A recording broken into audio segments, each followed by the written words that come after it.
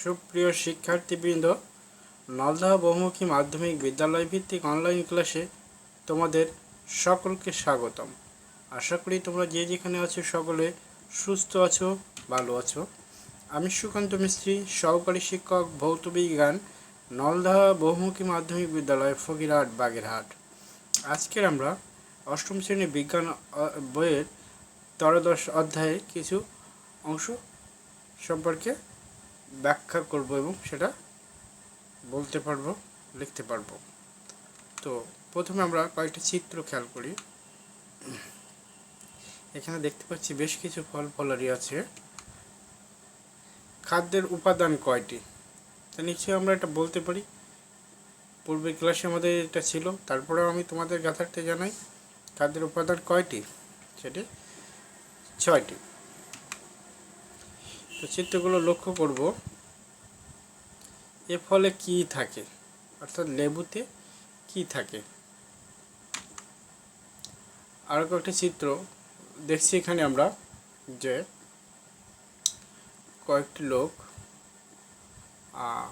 এখানে হেঁটে যাচ্ছে, কিন্তু ম্যাক্সিমাম সবাই অন্ধ বা প্রতিবন্ধী, অর্থাৎ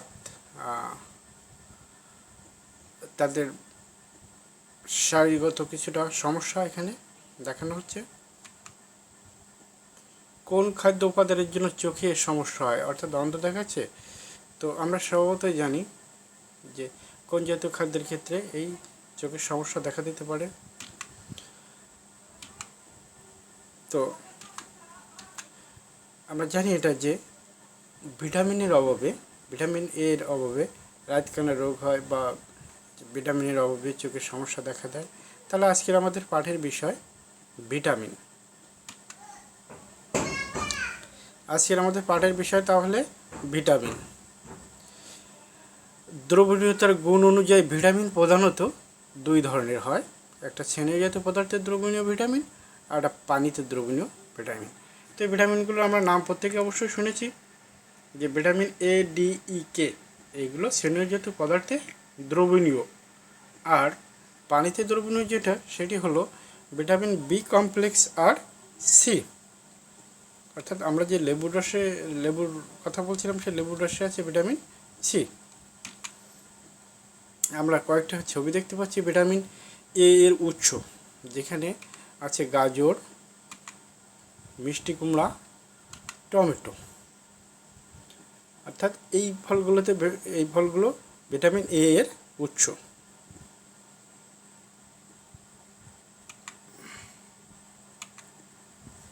রাতকানা রোগ,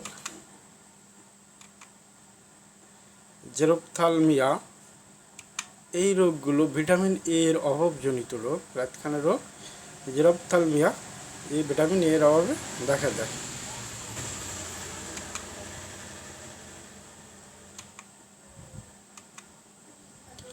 আমরা এখানে কিছু ফল ফলারি দেখতে পাচ্ছি, যেখানে আপেল আছে,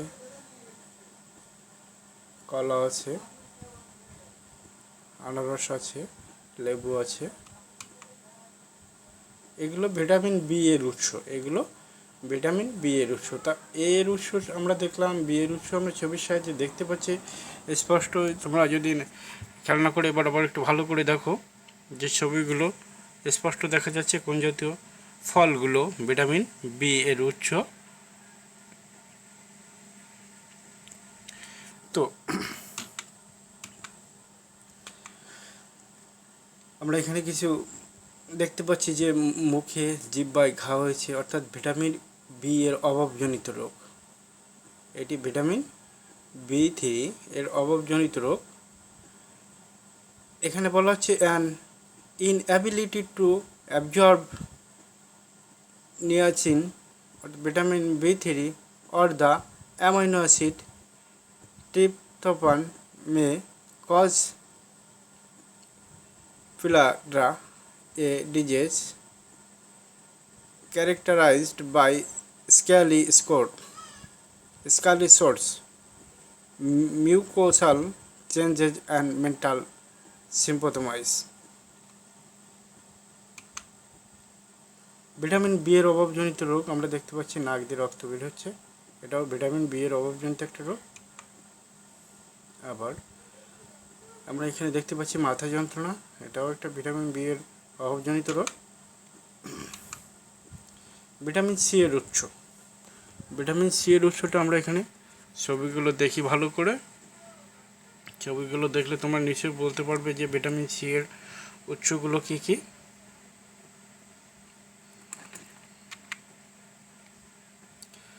এবার দেওয়া আছে লেবু। আমরা পূর্বে ছবিগুলো ভালো করে খেয়াল করি, যেখানে পাতাকপি আছে, টমেটো আছে, ফুলকপি আছে, তো এগুলো ভিটামিন সি এর উৎস। এবাদেও লেবু ভিটামিন সি এর উৎস। এখানে আরও দেখানো হচ্ছে যে টমেটো আছে, তো এগুলো সবই ভিটামিন সি এর উৎস। ভিটামিন সি এর অভাবে কী হতে পারে, এখানে ছবিটাকে আমরা আরও স্পষ্ট দেখাই, তাহলে বুঝতে পারবো যে কোন ধরনের সমস্যাগুলো ভিটামিন সি এর অভাবে হয়ে থাকে।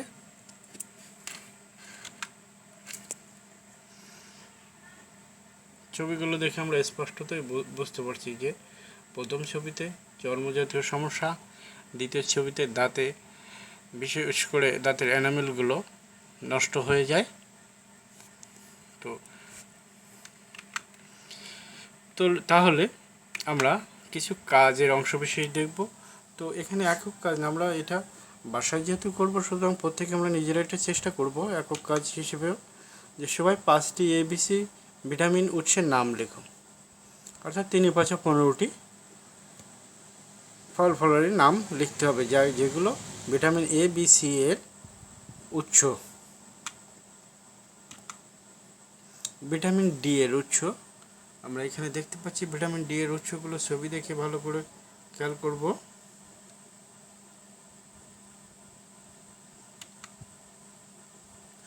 এবারে ভিটামিন ডি ক্ষেত্রে দেখতে পাচ্ছি ডিমের কুসুম, সূর্যের আলো।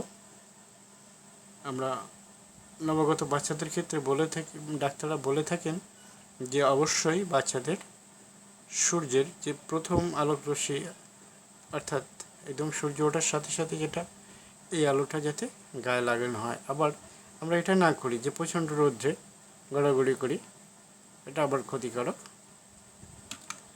তো আমরা এখানে আরও কিছু ছবি দেখতে পাচ্ছি, যে ছবিগুলো দেখা যাচ্ছে বিভিন্ন শারীরিক সমস্যা, বিকলাঙ্গ বা এরকম বিভিন্ন সমস্যা ছবির 3টি ছবির মাধ্যমে এটা স্পষ্ট দেখানো হয়েছে। আর আরও একটা ছবি এখানে, অর্থাৎ এগুলো সবই ভিটামিন ডি এর অভাবজনিত রোগ, যেটা হাড় বেঁকে যাওয়া, ধনুষ্টঙ্কর হওয়া, এসব রোগগুলো ভিটামিন ডি এর অভাবজনিত রোগ।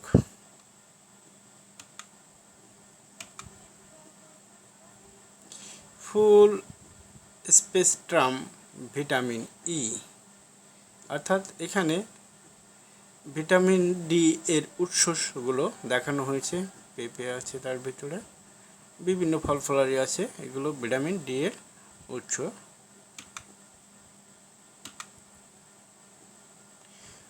Food sources of vitamin K include cabbage. তো এই যে ফলগুলো আমরা এখানে দেখতে পাচ্ছি, বাংলা আমরা ফলগুলো প্রত্যেকটাই চিনি, যে ফুলকপি আছে, পাতাকপি আছে, শাক দেখানো হচ্ছে, এগুলো সবই ভিটামিন কে এর উৎস।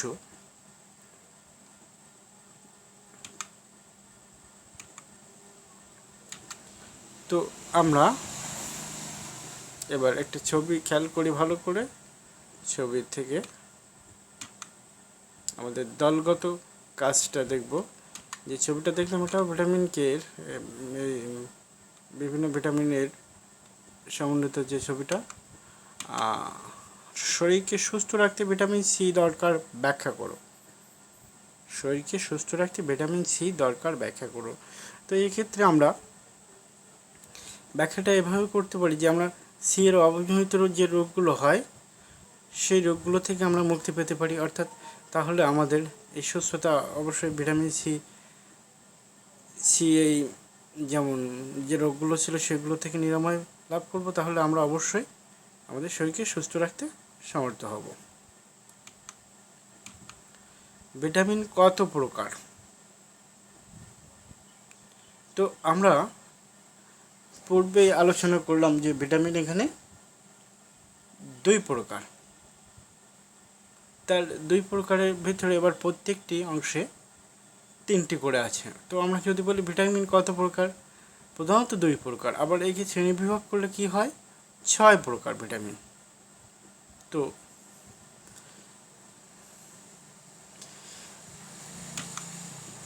ভিটামিন সি এর 5টি উৎস, এটা আমরা লিখতে পারবো। বুকের হাড় বেঁকে যাওয়ার কারণ কি?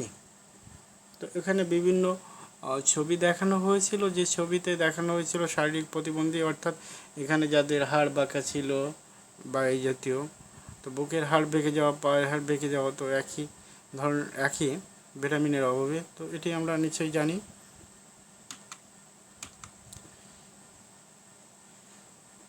বাড়ির কাজের অংশ বিশেষে আমরা খেয়াল করব ভিটামিনের গুরুত্বের উপর একটা প্রতিবেদন লেখো।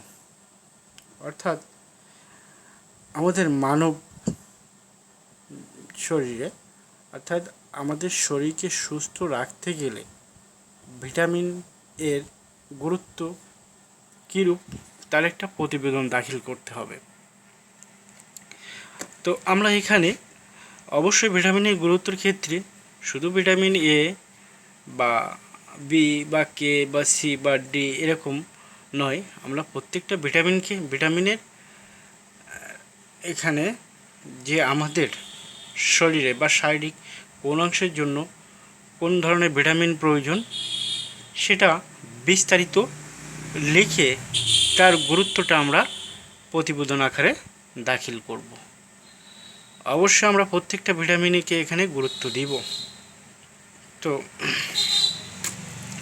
এই প্রতিবেদনটা আমরা প্রত্যেকে বাড়িতে লিখব এবং এই ভিটামিনের গুরুত্ব সম্পর্কে আমরা শুধু লিখব না, নিজেরা আত্মস্থ করব, অর্থাৎ আমাদের বাস্তবিক জীবনেও এগুলো আমরা ব্যবহার করব। আবার আমার প্রতিবেশী যারা এ বিষয়ে কিছুটা অজ্ঞ তাদেরও আমরা ভিটামিনের গুরুত্ব সম্পর্কে অবশ্যই বোঝাবো। এবং আমি নিজে সুস্থ থাকলে, আমার আশেপাশে সকলে সুস্থ থাকলে আমরা সুস্থ থাকব, আমাদের দেশটাকে সুস্থ রাখতে পারব। তো এই ছিল আজকের আমাদের পাঠের চৌম্বক অংশ। তো আমরা যদি মূল্যায়নের ক্ষেত্রে বিবেচনা করি, তো এখানে আমাদের ছোট ছোট প্রশ্নের ক্ষেত্রে আমরা বলতে পারি যে ভিটামিনটা কী আসলে, বা ভিটামিনের উপাদান কয়টি, কি কি, আবার এই কোন ভিটামিনটা উৎস কী, অর্থাৎ কোন ফল থেকে। আমরা যদি বলি যে লেবুর কথা যদি বলি যে লেবুটা কোন ভিটামিনের উৎস এবং এটি আমাদের শরীরের কোন ধরনের সমস্যা থেকে নিজেদের রক্ষা করে, তাহলে নিশ্চয়ই আমরা এর ব্যাখ্যাটা করতে পারবো। পাশাপাশি আমরা প্রতিটা ফল, এরকম আমরা যদি ফলগুলো বাছাই করি যে আপেল, পেয়ারা, টমেটো, লেবু, পাতাকপি, ফুলকপি, উস্তে, আমরা স্বাভাবিকভাবে যে ফলগুলোর সাথে ভীষণভাবে পরিচিত সেই জানা ফলগুলোর উপর আমরা বেশি গুরুত্ব দেব। তো এর পাশাপাশি আমরা প্রত্যেকে ফলের গুণাগুণ মান বিবেচনা করব। আবার শুধু ভিটামিন জাতীয় ফল হলেই যে খাওয়া যাবে এরকম তো কথা নাই, কারণ সেগুলো বিশুদ্ধ বা শুদ্ধ কিনা, সেগুলো ভালো কিনা যাচাই বাছাই করে খেতে হবে। যেমন বাজার থেকে আমরা যদি আপেল কিনলাম বা আঙুর, পেয়ারা এই জাতীয় ফলগুলো যখন কিনি, লেবু, এগুলো আমরা অবশ্যই ফরমালিন মুক্তগুলো খাওয়ার চেষ্টা করব।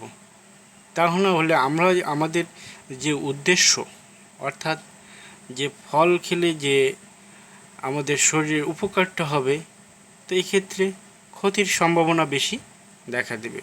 সুতরাং আমরা বেছে বেছে এবং যত সম্ভব আমরা নিজেরা বা বাগান থেকে সরাসরি তুলে যে চাষিরা বিক্রি করেন সেগুলো কিনতে পারি, বা নিজেদের আমাদের আঙিনায় আশেপাশে ফলের চারা রোপণ করতে পারি। ফলে আমাদের এই ভিটামিনের অভাবগুলো আমরা নিজেরাই পূরণ করতে পারি। আমাদের দেশ কৃষি প্রধান দেশ। এই কৃষি প্রধান দেশে আমরা কৃষির উপর নির্ভর করি এবং আমার প্রত্যেকটা ফ্যামিলিতে আমরা অবশ্যই এই বিভিন্ন ফলে চাষ করে থাকি। সুতরাং আমরা দেশি ফলের উপর বেশি গুরুত্ব দিব। আর অবশ্যই আমরা ভিটামিনের যে উৎস এবং তাদের গুরুত্ব সম্পর্কে ব্যাখ্যা করলাম, সেটা তোমরা এখন নিজেরাই ব্যাখ্যা করতে পারবে, লিখতে পারবে, আবার অন্যকে এ বিষয়ে উৎসাহিত করতে পারবে। এই ছিল আজকের আমাদের পাঠের অংশবিশেষ। তো এই করোনা মহামারীকালীন সময়ে প্রিয় শিক্ষার্থীবৃন্দ, তোমরা যেমন কষ্টের ভিতরে দিন অতিবাহিত করছো, আমরাও তদ্রূপ অনেক মনোকষ্ট নিয়ে আছি, যেখানে তোমাদের সাথে সরাসরি আমরা পাঠদানে অংশগ্রহণ করতে পারছি না প্রতিষ্ঠানে। তো আমাদের এই ক্ষুদ্র প্রয়াস যে অনলাইন ভিত্তিক ক্লাসগুলোর মাধ্যমে তোমাদের এই বিষয়টাকে আমরা ব্যাখ্যা করছি এবং তোমরা সে বিষয়ে ভালোভাবে উপলব্ধি করছো। ফলে তোমরা তোমাদের পাঠ্য বইয়ের যে ধারাবাহিকতা পড়াশুনো এই অনলাইন ক্লাসের মাধ্যমে সেগুলো অবশ্যই মেনটেন করতে পারো। আর করোনা মহামারীকালীন সময়ে অবশ্যই সকলে সুস্থ থাকবে, নিরাপদ থাকবে, বেশি বেশি স্যানিটাইজার ব্যবহার করবে, আর অবশ্যই বাইরে গেলে মাস্ক পরবে। এর সাথে বর্তমানে আরেকটা উপসর্গ দেখা দিচ্ছে, সেটি হলো এডিস মশার আক্রমণ।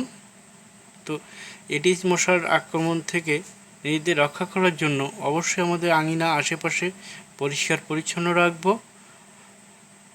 তাহলে এরা থেকে আমরা রক্ষা পাবো।